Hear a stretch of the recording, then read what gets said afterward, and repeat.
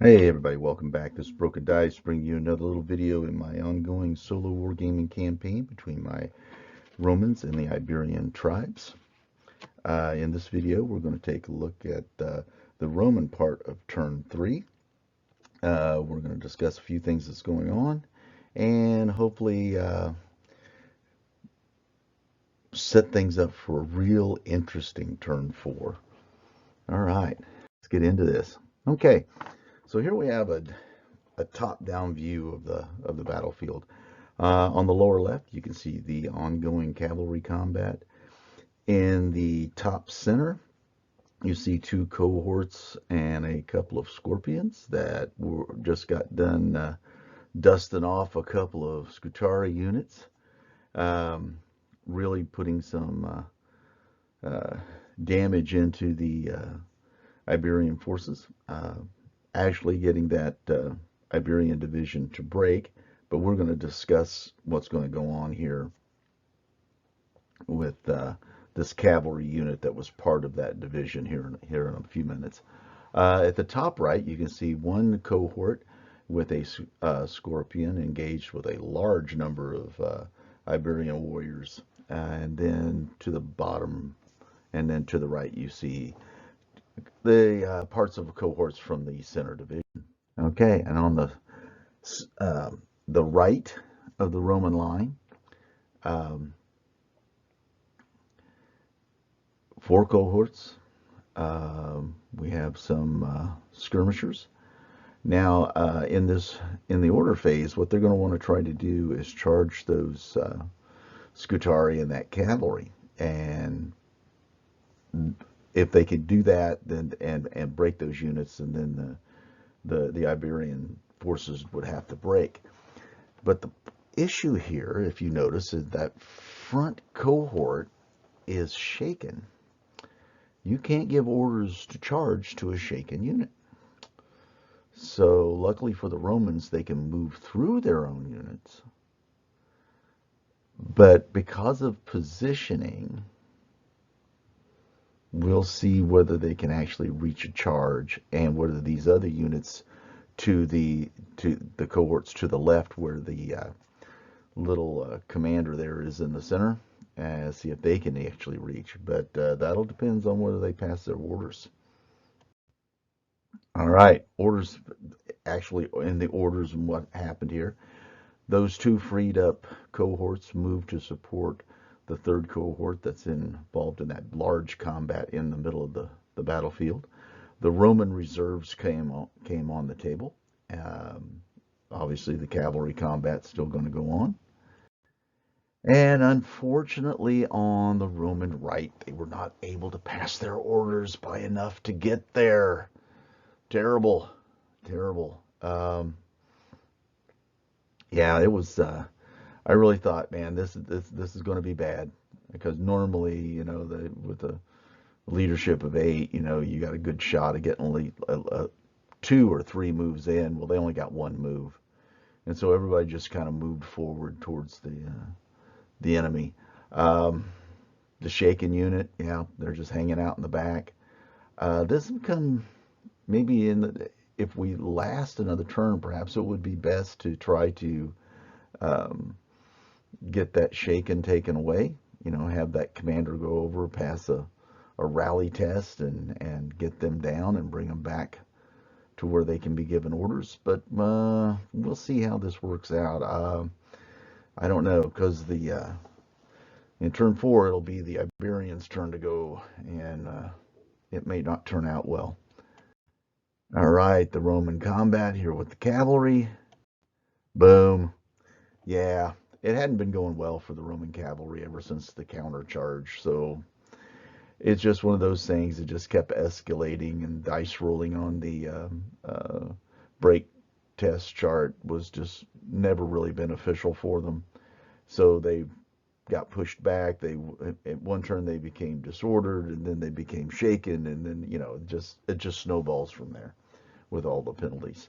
Now, one thing we'll have to talk about is that because those Roman reserves come on, this unit will have to turn because of the proximity rule and face those Romans that have just come on the table.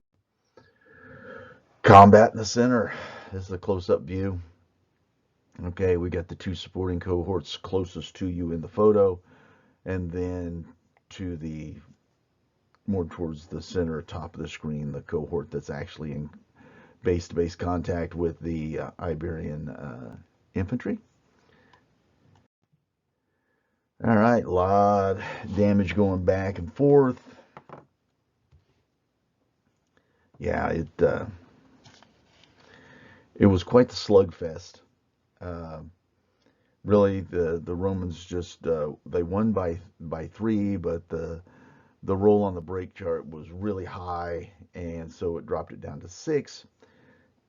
And your choice was to just retreat in good order, or to hold your ground all disordered. Well, they're already disordered.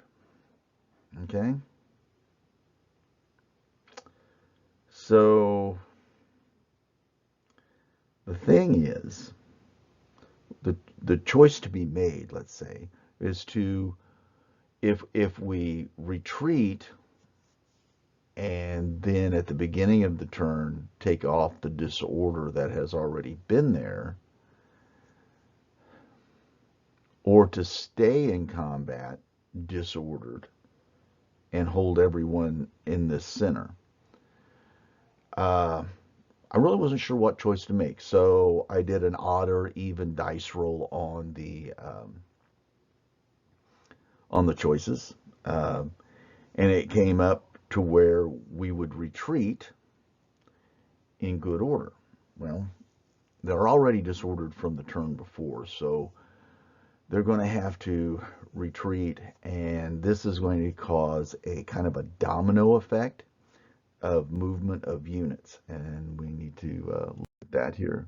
Okay, another close-up view. I love just added this in here, close-up view of the combat. This is the Army Iberian Army Generals unit right in front of us, and if you know that the units, because of this black arrow, are going to be falling backwards, retreating, then these Iberian units now are going to have to move. Here's a real good photograph. You can see from top down what's going on here. You got the combat. You got in the lower left-hand corner, you've got the Iberian general and his unit. And obviously, as those Iberian units engaged with the Romans move back, you can move that Iberian general's unit to the right one move. That takes away from having to take a test for being disordered. Yeah, okay. So, and then there's another unit to the left of the Iberian generals, and it's going to have to move to its left to give them room to move. And this causes some complications that we need to talk about. Okay, so they've moved. This Iberian unit you see right in front here, facing off on the high ground, is the Iberian generals unit. In this photo, they haven't been moved to the right yet. Okay, here's a photo. As this unit gives ground, these two units that are engaged give ground, the Iberian general moves to the right. And here we have a complete look at all the movement that was taking place in the center. On the lower left, you have the units moving in to support in the combat. The Romans winning the combat, forcing the Iberians to retreat, causing the Iberian units behind to give way and move both right and left to allow these units to pass through.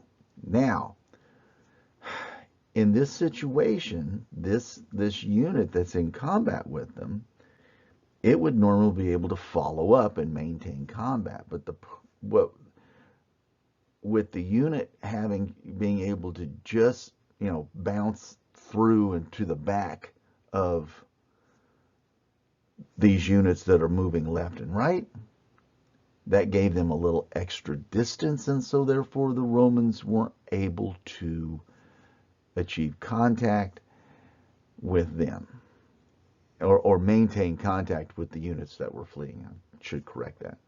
Okay, so now we understand the complicated sort of dance that's going on here. All right. Okay, and here's something else we need to that incidental contact. I didn't want to give the Romans, like if you've got just like small little portions of your unit as they're moving forward that would just like, I don't want to like using this word, but kind of clipping, just very grazing the other unit. I don't believe that's enough that would cause them to come into contact and combat, and so therefore I held them back just a little bit from that.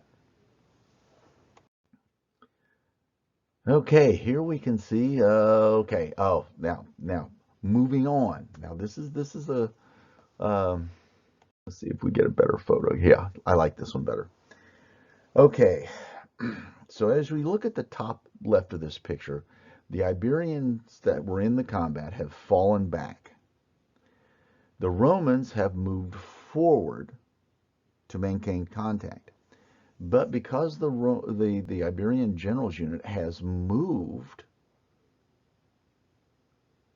to the right, that placed them right in front of the Romans who were supporting the cohort that was in combat with the Iberians. So I had a choice to make here. Allow this just to become one of those things where you just stop an inch before and make things happen in the next turn, which I think would give the Iberians a little bit too much of an advantage because of all the, I don't know, it just didn't feel right that they would be able to move to the right, organize, and then charge. It just didn't feel like in the flow of the game that was something that would happen. If I was being an umpire in a game, this is where I would have said, okay, this is what's going to happen, and this is what I chose to do. I went back and I looked through a lot of my books, and I've read a lot of history of this time, and on several different occasions, there were moments when two units or parts of armies had basically blundered into each other, either through fog or through coming up over a ridge, and then there they are, that sort of thing. And that's what's led me to my decision here, was to go ahead, fight this combat out with no charge bonuses to either side, because no side was able to declare a charge before they were actually in contact with each other. But the only advantage would be with the Iberians holding the higher ground. And they had their army general with them. So this could go either way if the army general, fails his role for being in combat, because there are two cohorts there, one in combat and one supporting. So this could turn out really bad either way. All right, here's a close up of the combat. Okay, this shows what's going on more to the left, and you can see a little bit better um, these movements of these units that were on top of the hill, where the fleeing unit at the bottom of the photo is back beyond the Celt Iberians that are to their left now, and kind of like at the edge of the hill and almost sloping downwards. And then you can see just to the kind of the top right, where this the corner of the combat with the Iberian Generals unit. And because the Iberian Generals unit, it would have been, I don't know, clipped, and you can see where the units have bounced through the Celt Iberians to the left. That is what created that little extra distance where they weren't able to maintain contact. Um, but that's why I rolled off for that stuff, to see exactly what would happen, and this is what came down the pike.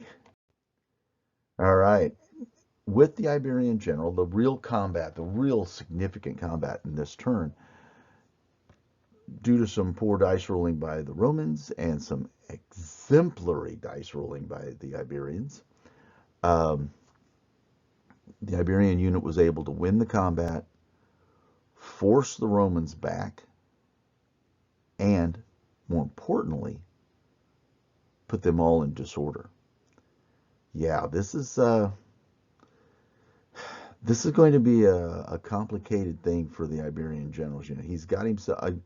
You know, this is one of those things. It may have seemed like a good idea at the moment, and then you know now he's wrapped up in this combat. There's a lot of things that are going to go on, and this is where we're going to end this video because really there's no combats on the left. Shooting was God awfully disappointing. Um, so as you can tell, all the units are on the table. There's a big group of angry Celt-Iberians that have yet to be engaged, and then there's these units that are in the bottom left. Their disorder is going to come off at the start of their next turn, um, so they'll be able to receive orders. It'll be interesting. It will be interesting. But that's the end of this video. I'll do better on some more pictures next time. I don't know why, but I maybe I got wrapped up in trying to decide what actions to take and not take, and I wound up not taking enough really good photos this time around. I'll make it up for you next time because I believe turn 4 is going to be pivotal. And before I forget, and I always do this, I want to talk about that cavalry unit that was part of the Celt-Iberian division that has basically been broken now. And you can see kind of those two little Iberian units that are, I got really on the edge of the photo here.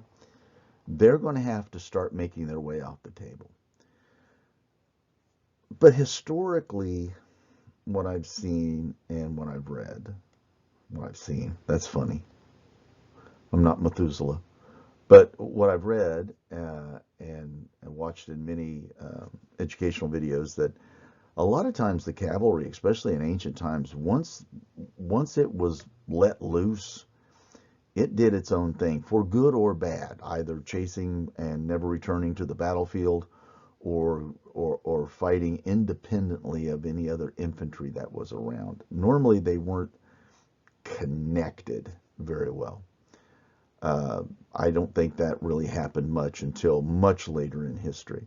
So what I do when I have like a cavalry unit like this that's been winning, that as long as they're winning, they'll stay on the table. But as soon as they lose combat and they have to break off combat or flee, then they will continue to flee for the rest of the turn until they get off the table, because of the rest of the division I think it's unfair and a little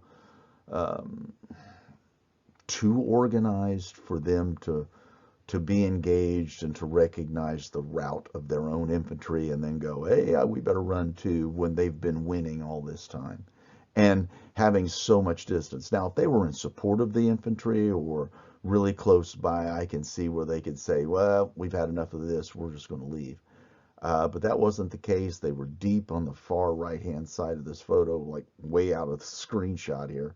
So they would not have been, I don't think, aware of the defeat of their own infantry. So that's why they're going to stay on the table until they get beat. And that'll bring us to the end of this video.